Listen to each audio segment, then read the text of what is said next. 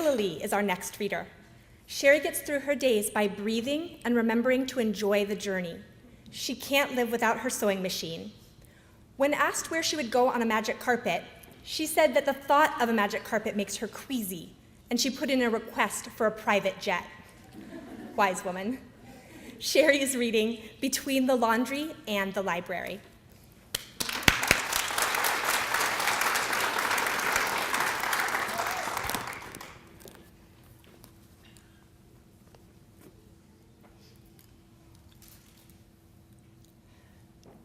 I work from home, which means I write and sew between loads of laundry and trips to the library. If the weather is good, the kids walk to and from school, which gives me an extra half an hour. It's noon on a school day. I just got an email from the library. It's the overdue item list. There are fines, $189 in fines. The library wants $189 from my 15-year-old son. This amount won't wait until he comes home from school. The library will be closed by then, and who knows what tomorrow's total will be. I call him on his cell phone. He tells me the library CDs are in his top dresser drawer. I shudder, thank him, and hang up. I step gingerly while trying not to look at his bedroom floor strewn with clothes and books and papers. There is a jack-in-the-box effect when I open the drawer. Pop goes the gum and candy wrapper collection. I'm thinking, this looks like garbage to me, but it must have some sentimental value for him. Sweet things I have loved, or something like that. I find surprisingly few articles of clothing. High-waisted carpenter jeans and long-sleeved t-shirts he hasn't worn since 6th grade. I have to dig to find any of the CDs. Note to self, shallower drawers.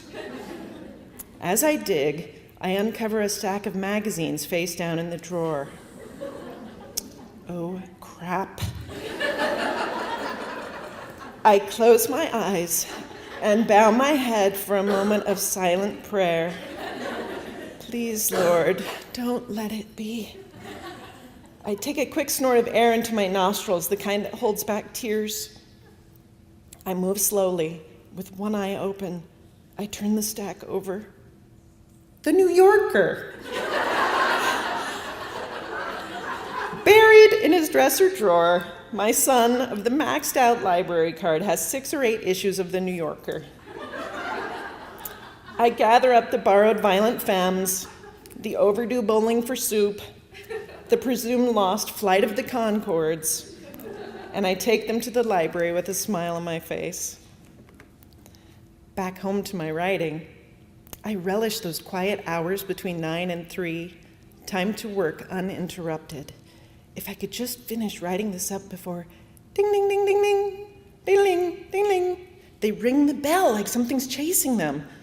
If I'm more than a few feet from the door, I also get treated to the secret knock. Knock, knock, knock, knock. Bam, bam! I open the door. My 1st and 3rd graders fall in on top of me, unloading their coats and shoes and backpacks at my feet. Then it's all about what happened at recess as they raid the pantry for a snack.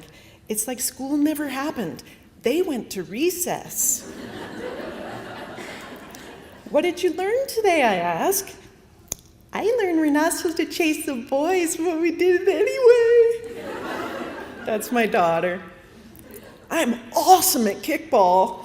That's Caleb, my son.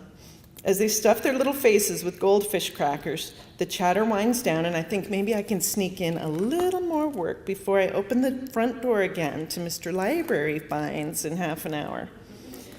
Back to the keyboard, a few sentences composed. Mommy, do you need to go to the store?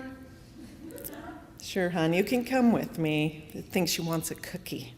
Almost ready to go, hon. I'll help you make the list. She thinks she can speed me out the door by helping. Go ahead, you make the list. I'm going to help her be more independent.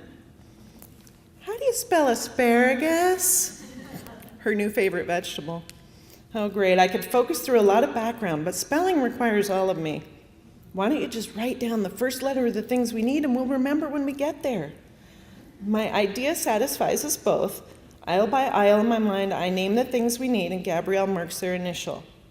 At the store, my plan seems to work.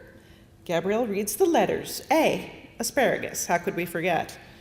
Another A for apples, M is mushrooms, B for bread, W. We stop. W, what do we need that starts with W? Watermelon's out of season. We stand in the aisle between the bakery and the produce, racking our brains like we're on some kind of game show. Can I buy a vowel?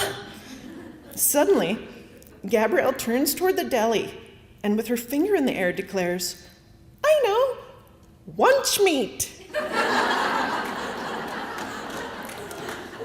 Holding back the laughter, I give her a big smile and a hug. I want to freeze time right there. But I know she'll grow and learn how to spell and maybe even write for the New Yorker.